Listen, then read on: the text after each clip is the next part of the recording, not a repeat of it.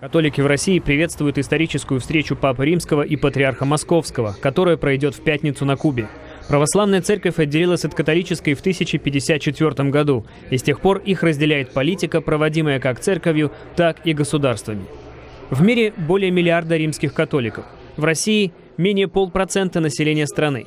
Российская католическая община приветствует первую в истории встречу Папы Римского Франциска и Патриарха Московского Кирилла. Это ответ на наши молитвы. Мы долго молились за эту встречу.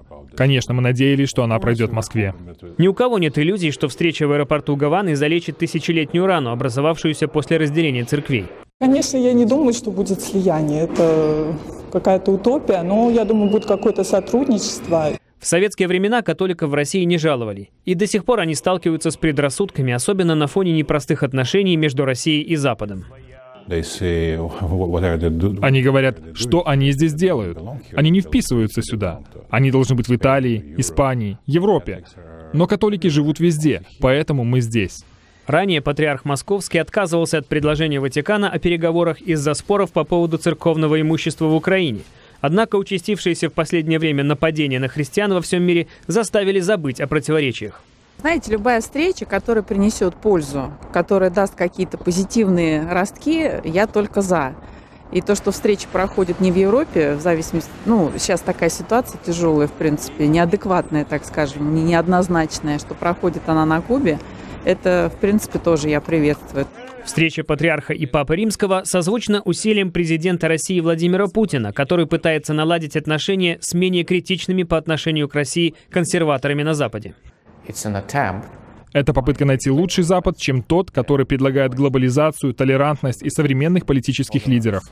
Путин также активно работает над своим наследием, считает Александр Баунов. И на фоне растущей критики действий России в Сирии эта историческая встреча может только помочь. Существует точка зрения, что в этой встрече русский святейший патриарх не столько преследует чисто церковные цели, сколько цели государственной политики России. Я в это не вхожу, я бы сказал, что я с этим не согласен. Я считаю, что у русской церкви существуют свои резоны установить свои личные, церковно-экклезиологические отношения с Римским престолом. Поскольку таковые отношения уже давно установлены со стороны Вселенского Патриарха. Два слова о цели встречи. Защита христиан на Ближнем Востоке. Собственно, спасение их жизней от геноцида, который происходит сейчас. И совместное, и слово главы католической церкви, которое имеет всемирное, конечно, значение среди католиков, среди глав государств. И, с другой стороны, главы Русской Православной Церкви.